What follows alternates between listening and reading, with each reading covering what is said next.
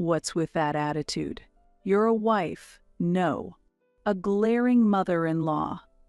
I've decided to live with Mom. If you don't like it, let's get a divorce. My husband calmly announced something shocking. What are they talking about? Am I supposed to go back home and do all the housework, even though I'm at my parents' house to give birth? And what does living together even mean? If you let Mom help with childcare, you should be able to focus on the housework. Where has the kind husband I knew gone?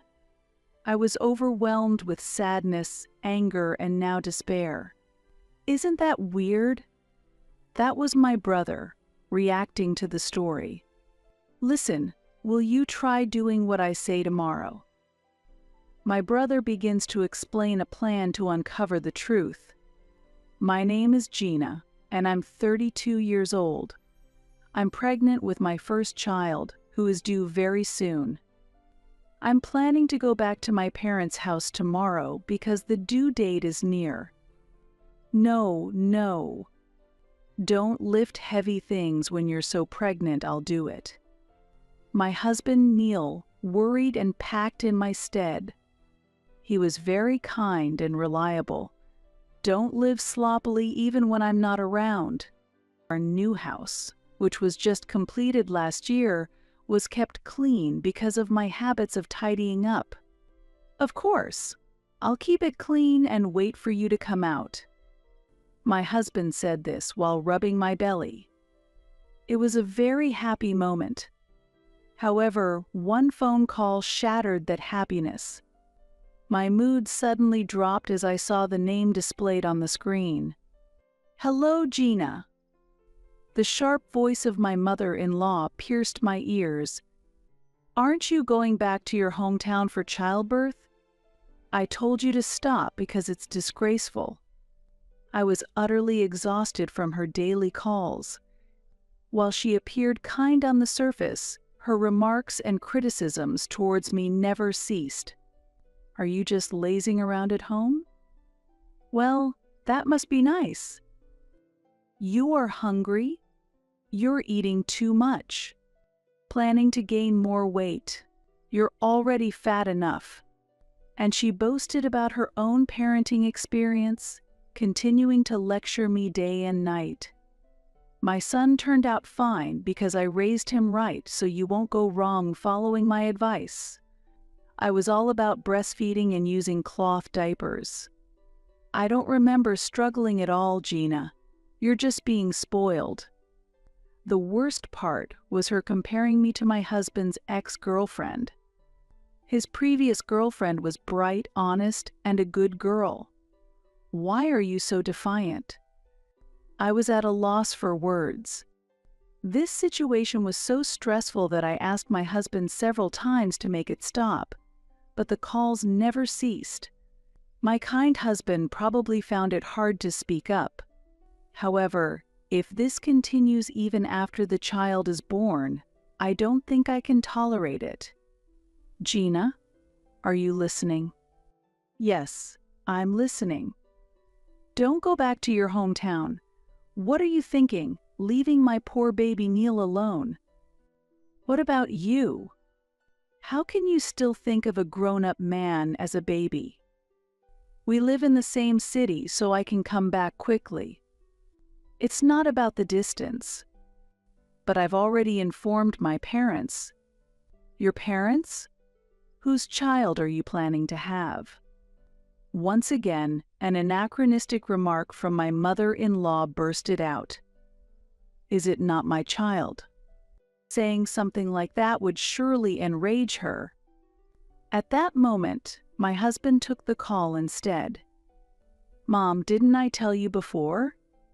I have an important business trip starting tomorrow until the due date, so it's safer for Gina to go back to her hometown. Hey, did we talk about that?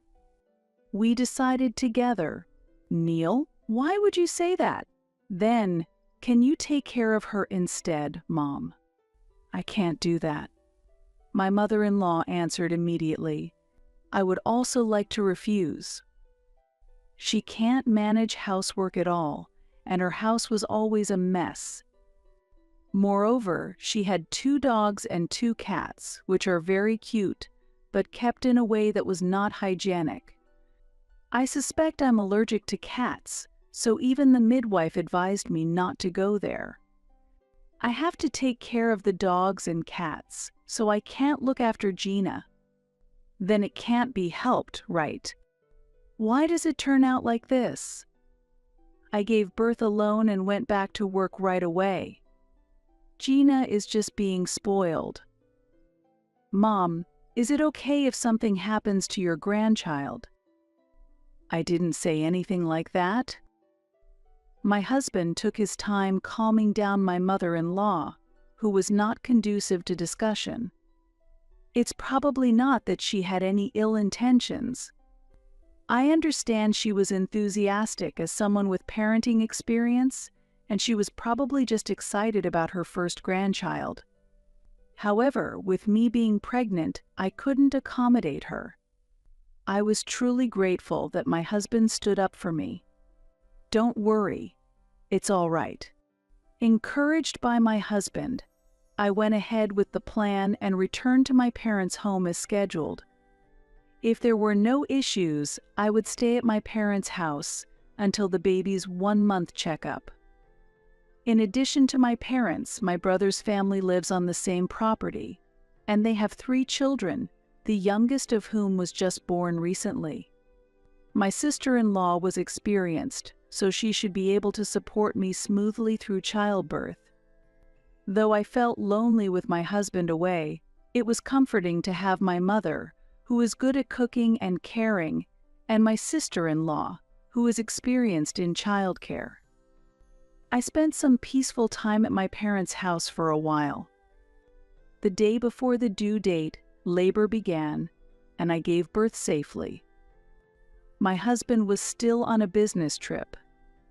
It was unfortunate that he couldn't make it, but I sent him an email with photos to announce the arrival of our new family member. It's unavoidable that one can't choose the timing of childbirth. I'm still not in perfect health postpartum, but I'm working hard to care for the newborn. Despite my studies, it was a struggle since this was my first child. The baby cried day and night, and just holding them made my shoulders stiff. I was busy every day breastfeeding and changing diapers. The pain from childbirth still lingered, and my sleep was light. I was exhausted as my physical recovery wasn't going as planned. Yet, nothing compared to the sweetness of my child. I could look at my child forever. Even its crying face moved me, overflowing with vitality. I was really grateful that the hospital had banned visits as a precaution against infections. If my mother-in-law had been there, I might have been drained, not just physically but mentally as well. The day of discharge came all too quickly. My husband was supposed to come pick me up, but a sudden work issue came up, and my brother came instead. I understand that work is important, but I really wanted to show our child to my husband soon. He was so looking forward to it, he's sure to be overjoyed. However, 3 days passed, then a week, and still my husband hadn't come to visit. Isn't that weird? Our child has been born, you know? I thought he would come rushing over right away. Both my parents and my brother's family were concerned as well. I knew he was busy with work even before the birth, but I thought he could at least make some time to visit. Now I was starting to get a bad feeling. I messaged him to call me when he had some free time, but he ignored the message, and my anxiety was growing. I tried calling him when I thought he'd be done with work, but he didn't answer. Why was that? Finally, he called back, but it was almost midnight. "Oh, you were awake." "Huh. I thought you were sleeping." Does anyone normally call thinking the other person might be asleep? More importantly, I was relieved to finally be able to talk. I was just feeding the baby. But are you really that busy? Yeah, a bit. He sounded just like always, as if he couldn't sense my worry or urgency. Come quickly and see the baby. We also need to register the child's birth. What's wrong? That's something anyone can do, right? Huh. Despite it being late at night, I couldn't help raising my voice. Sorry, I'm just really busy right now. I understand, but still. Just then, our child, who had just been fed a little while ago, started crying again. Next, is it time for a diaper change? The name we decided on before is fine, no changes. What? I saw the baby's face in the email. Please submit the documents. Wait, but I have to get up early tomorrow, so I'm hanging up. The call ended unilaterally just like that. For a moment, I was so shocked that my thoughts froze. Gradually, sadness began to well up inside me. No matter how busy, being treated so impersonally felt awful. Postpartum, my emotions were unstable, and being spoken to in such a manner just made me sigh deeply. But perhaps this was the reality. My beloved child was right in front of me, but for my husband, his daily life hadn't changed. Maybe switching to becoming a parent overnight was hard for him. I thought seeing our child's face might change his feelings. I considered returning home earlier than planned for my husband's sake, but my mother and sister-in-law persuaded me not to push myself. Still, I had a bad feeling. My husband's indifferent attitude bothered me. Even the incessant calls from my mother-in-law before the birth had stopped. I sent several emails, but no replies came. It's not that I was waiting for her to contact me, but I was anxious about what was happening. While I pondered this, the days filled with caring for the newborn continued. Before I knew it, 2 weeks had passed. Eventually, my brother registered my child's birth. My parents helped out during the day, so I could sleep relatively well. My strength was gradually returning. Suddenly, I received a call from my husband. Hello, Neil. I have something to tell you. Unlike me, cheerful at the thought of finally meeting, Neil's voice was serious. Is something wrong? Can you come back home right now? Right now. What's so urgent all of a sudden? Our child had just fallen asleep, and I was still in my pajamas. What's the matter? Is there a problem? Just come back right now. I could sense something unusual in Neil's voice. What could have happened when he said right now? It must have been something extremely serious. I left our child with my mother, who couldn't hide her distress, and got into the car, still in my pajamas. What could have happened? Drive safely, don't rush. I told myself, trying to stay calm, but the red light seemed longer than usual, and I grew increasingly anxious. About 10 minutes later, I arrived at home. With a sense of caution, I clutched my mobile phone tightly as I entered the house. In the living room, Neil and my mother-in-law were there, relaxing and drinking tea. What? This was nothing like the dire scenario I had imagined, and I stood there dumbfounded.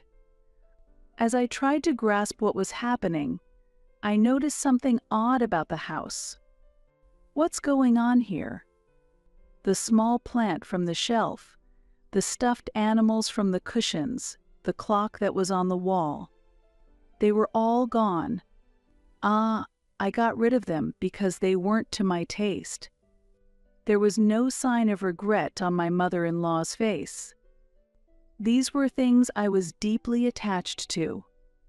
And I'm using the room at the back on the second floor. I couldn't understand what she meant. Looking at Neil for help, his face was colder than I had ever seen it. Neil, why did you urgently call me back?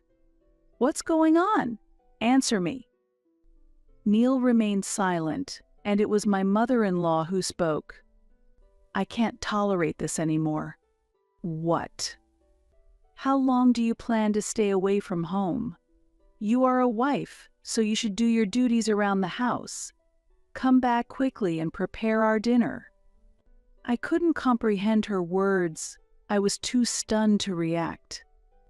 I was supposed to stay at my parents' house until the baby's 1-month checkup. What's with that attitude? You're a wife, no. A glaring mother-in-law. Desperately, I managed to ask Neil, "What is this all about?"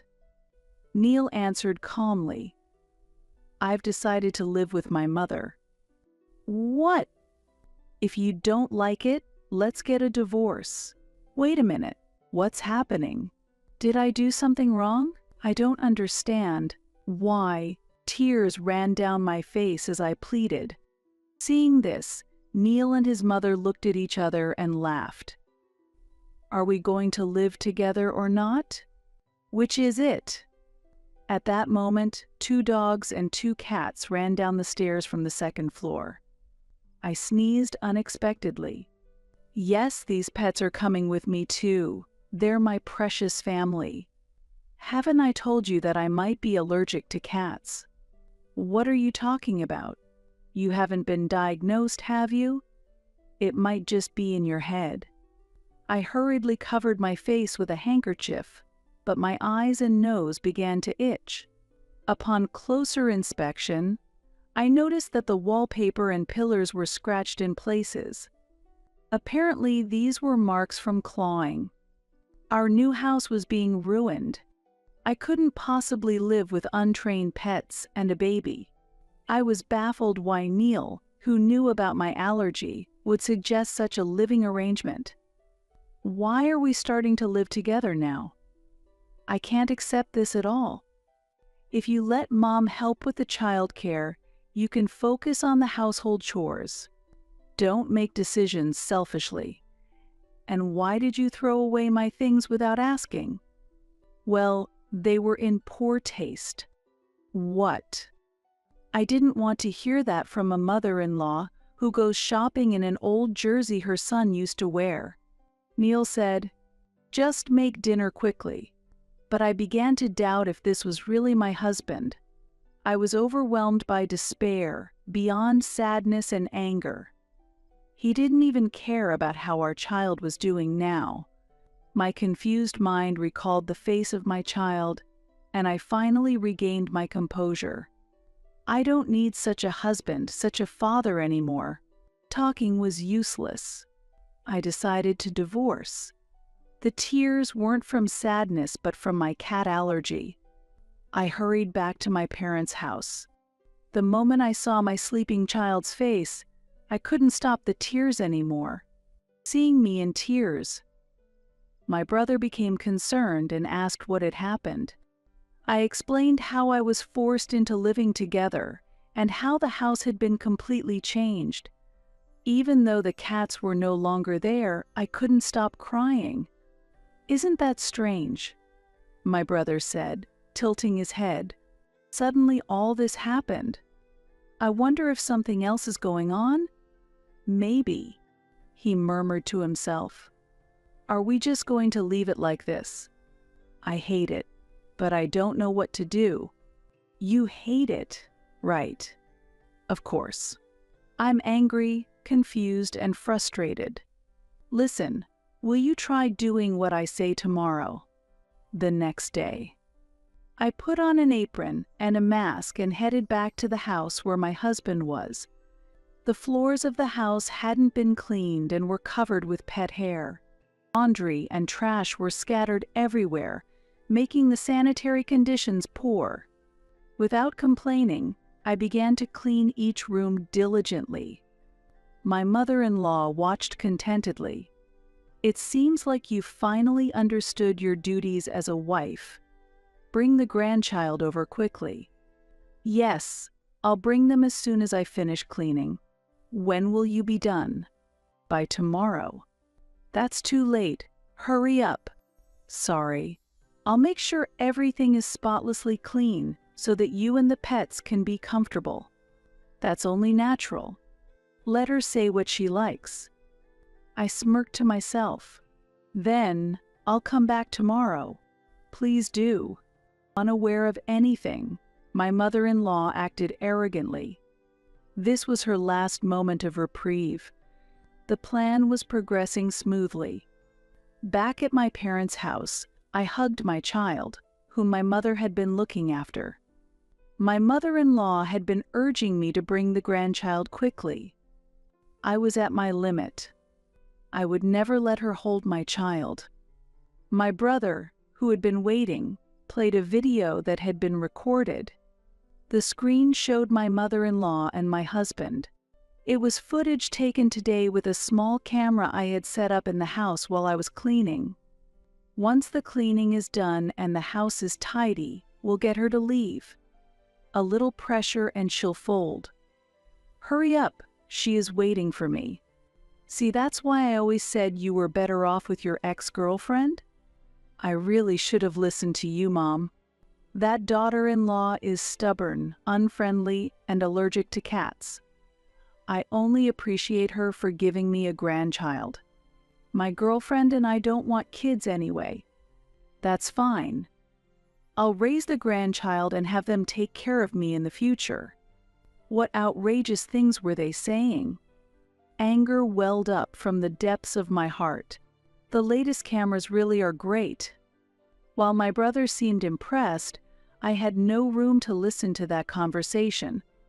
I felt so angry I was nauseous. And then I understood that it really was as I had suspected. They never intended to live together from the start. They were planning to take over our home, control my child, drive me out, and restart life with the ex. After leaving my child with our mother, my brother and I quickly left the house. Watch out. I cannot forgive the things you've done and your petty schemes. Seeing me return unexpectedly, they were shocked. Did you come back to continue cleaning? Yes, exactly, I replied. This time, I've come to dispose of a big piece of trash. My brother is here to help. Don't make a fuss. Of course. Now, if you both would kindly proceed to the trash can. What? Confused, they hesitated, so I decided to explain in detail. It's not me who is being driven out, it's you. Their complexions changed. What are you talking about? I'm opposed to the forced cohabitation plan. I cannot accept being driven out so his ex-girlfriend can move in. What? I appreciate the divorce. However, I absolutely will not let go of my child. Why are you saying this? As the two became panicked, my brother calmly said, "Everything was recorded on camera. We have the footage." A camera? Don't joke around. How did you? I placed it today while cleaning. As I answered calmly, they exclaimed, "What?" That's an invasion of privacy. Doing something like that without permission, isn't that a crime? The two of them were furious. I remained composed and explained, "I installed the camera for your mother's sake." What do you mean?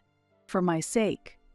Yes, I thought it would be helpful for you to be able to watch over your precious pets while you were away. During a test, I accidentally overheard your conversation. What did you say?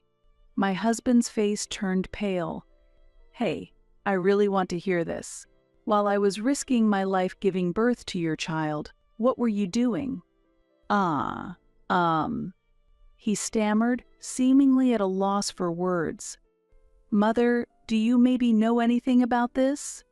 After all, you liked his ex-girlfriend, didn't you? Was this your doing? It's not my fault. I just came over to make dinner for my son who had returned from a business trip, and there she was. And it was you who suggested that the three of us live together in this house, wasn't it? I was only hiding your affair to make things easier for you.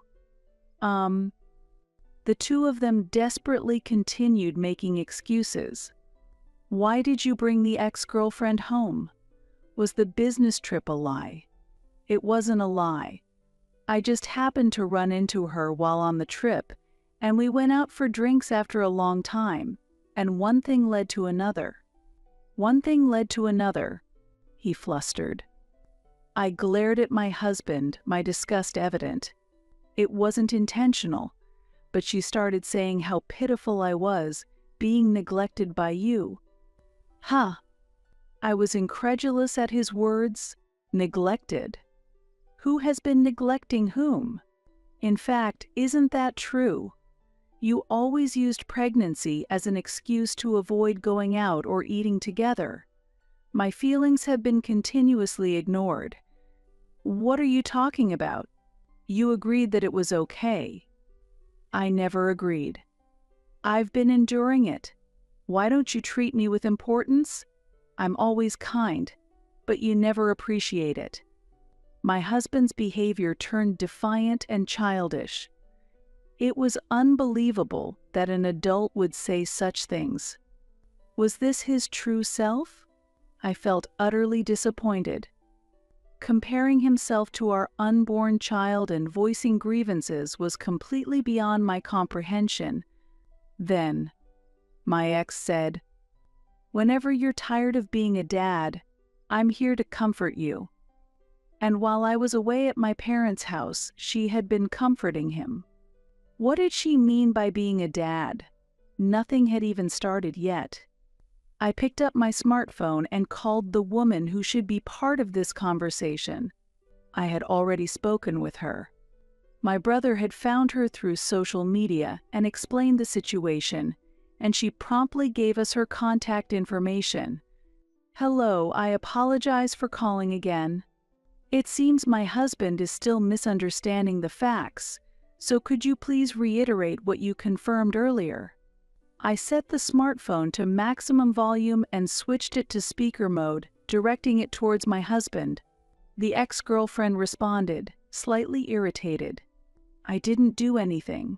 He invited me over saying he had something to give me, and all I did was listen to his complaints about his wife. Then his mother showed up, and the two of them got carried away with their conversation, and it was just a nuisance for me. I left as soon as I could. Honestly, I'm not fond of his mother, and I myself am married with children now, so I don't want any more involvement. My husband and mother-in-law were dumbstruck. Eh? She dislikes me. Ah? I might not remember because I was drunk. I didn't know she was married. Is one of you lying? My cold question was met with a wry smile from Neil. It's her. She just ran away because things got awkward, right? So really, I'm the victim here. You'll forgive me, right? Of course I'll forgive you too. There was nothing I wanted forgiveness for. Neil continued to avoid eye contact. He was clearly lying. My disgust grew. I shook off his hand as he tried to forcefully grab mine. Don't touch me with those filthy hands. I think it's natural for you to be angry right now. But someday you'll be able to forgive me. I was deceived by my loneliness, duped by my ex-girlfriend, and persuaded by Mom, and I hurt you. We can start over from scratch. Start over from scratch? Huh? Are you still drunk? What? I finally understood your true nature. I'm so glad I realized this before letting you hold our child. What? I can't hold my child? Of course not. The same goes for your mother. It's wrong that I can't hold my grandchild. Listen, I want to start over. I think I can change if I see the child's face. I can't believe those words, having seen him say, "We don't need kids." On the pet camera, there was no way his plea would move me. "You're the ones who wanted a divorce, right? I can't raise a child with someone so immature they don't even know what should be prioritized. You're going to take a father away from his child. Don't suddenly act like a father. A father like you is better off not being around. Start over from zero with your mother and get all the praise you want." I said this calmly. Neil's shoulders sagged in disappointment. Just then, the mother-in-law seemed to have an idea and said something. You've been so arrogant, but I'll sue you for secretly recording. And I'll also sue for the crime of taking away my grandchild and for disrespecting the elderly." How can she make up such bold stories? My brother, puzzled but calm, responded, "That lawsuit would certainly fail. It would be better for you not to pursue it. What do you know? It's a loss not to fight back. I can win if I sue." The mother-in-law was smug, but she was unaware of my brother's profession. Quietly, he took out his business card. "What? You work at a law firm?" "Yes, speaking as an attorney, I must tell you that it's a case we cannot take. Pursuing this lawsuit would be a waste of effort and money." Facing their astonished looks, I pressed on. "Indeed, not fighting back would be a loss. We will also file a suit and request a fair division of property from the two of you." "What?" Just then, the cats woke up from their nap and started meowing. Before my allergies act up, it's time to leave. "Wait a minute. You're kidding, right? Can't be." Leaving the clamoring pair behind, I returned to my parents' home, where my beloved child waited. Later, the divorce was finalized. What I sought was a lump sum payment for property division and child support. My husband protested the divorce, claiming, "It's unfortunate for both the child and myself." Who is truly unfortunate here? It's me, betrayed by my husband, and our child who had no choice but to have such a father. It was clear this man was not suitable to be a father. The criticism from the mother-in-law was even worse. Doesn't the future of an elderly woman and 4 pets matter? It's pitiful that a grandchild has to be raised by such a terrible mother. I dismissed her criticism outright. Please don't drag the pets into this. I was relieved that my mother-in-law, who had plans to make my child take care of her, was gone. I wanted my child to live freely. They said they at least wanted to continue living in the house we had just built. It was a jointly owned house, but since my personal space had been violated, I no longer wanted to live there. Eventually, considering the lump sum payment for child support, I decided to sell the house. The house became someone else's, and I received the sale proceeds in one lump sum. A refreshing feeling of starting anew. Since this was what my ex-husband wanted, he must be satisfied. In fact, my brother skillfully manipulated the two of them, quickly steering the situation towards a resolution. I was always being supported. "I'm sorry for involving you in this situation." I apologized, and my brother said, "It's natural for me to protect my sister, and when a good person shows up next, make sure to introduce him to me first." My still concerned brother said, "For now, I plan to focus on raising my child. I don't have the luxury of time to scrutinize men." Yet, despite thinking this, I ended up exchanging contact information with a classmate from middle school when I ran into him at the hospital during an allergy test. He was a nurse, extremely busy, and our relationship continued with occasional emails amidst our busy lives. Incidentally, the test confirmed that I indeed had a cat allergy. I really like cats, so it was disappointing. A few years after saying, "Let's have dinner when things settle down," we finally started dating, and after several more years, we got married. Over a long period, My brother and I took the time to determine whether he was suitable to be a father to my child. Now we will build happiness together.